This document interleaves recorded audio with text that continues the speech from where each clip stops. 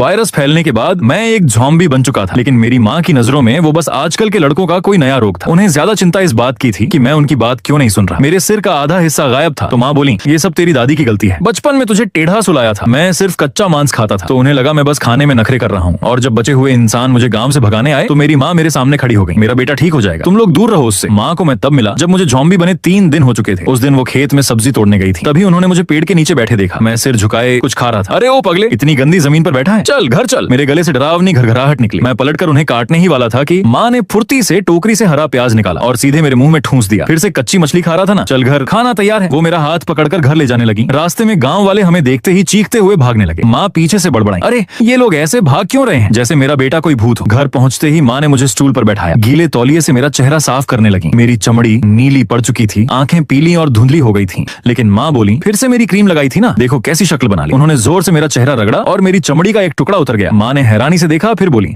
हे भगवान, ये क्रीम तो बहुत घटिया निकली, स्किन नहीं उतर गई। मैंने मुंह खोलकर उन्हें काटना चाहा, लेकिन माँ ने तुरंत मेरे मुंह में सूखा मांस ठूंस दिया। शांत बैठ, माँ तेरा मुंह साफ कर रही है। रात को खाने पर माँ ने सब्जी बनाई, मैंने उसकी तरफ देखा तक नहीं, बस कच्चा मांस फाड़ फाड़ कर खाने लगा। माँ ने चॉपस्टिक से टेबल ठकठकाई, सिर्फ मांस खाता है, सब्जी नहीं खाएगा तो बीमार पड़ेगा। फिर वो मटके से नमकीन सुअर का मांस निकालकर मेरी तरफ फेंकती है, खा ले खा ले, एक दिन तेरा पेट फट जाएगा। उस रात मैं घर से निकलकर इंसानों को काटने जा रहा था, लेकिन माँ झाड़ू लेकर पीछे दौड़ी। आधी रात को कहाँ भाग रहा है, कोई तुझे उठा ले गया तो। उन्होंने रस्सी निकाली और मुझे बिस्तर से बांध दिया। अब देखती हूँ कैसे भागता है। अगली सुबह चौधरी अंकल घबराए हुए हमारे घर दौड़े आए। तब माँ मेरे लिए मास्क सिल रही थी, क्योंकि मैं हर किसी को काटने की कोशिश करता था। बहन, गाँव में लोग आदमी नहीं रहे, सब इंसान खाने वाले राक्षस बन गए हैं। माँ ने भौहें सिकोड़ ली, क्या बकवास कर रहे हो, फिर से टीवी पर डरावनी फिल्म देख ली क्या। मैं सच कह रहा हूँ। चौधरी अंकल ने कांपते हुए मेरी तरफ उंगली दिखाई। मैं उन्हें देखकर दांत निकाल रहा था, तभी धप, माँ ने मेरे सिर पर एक जोरदार चपत मारी। बदतमीज, ये तेरे चौधरी अंकल हैं। मैं जोर से गरजा। चौधरी अंकल डरकर 3 कदम पीछे हट गए। माँ हंसते हुए बोली आजकल इसका विद्रोही वाला टाइम चल रहा है, जिसे देखो काटने दौड़ता है। फिर उन्होंने हाथ में पकड़ा मास्क दिखाया, मैं इसके लिए मास्क बना रही हूँ, चाहो तो तुम्हारे कुत्ते के लिए भी सिल दूं। माँ अभी भी हंस रही थी, लेकिन चौधरी अंकल जान बचाकर वहाँ से भाग गए।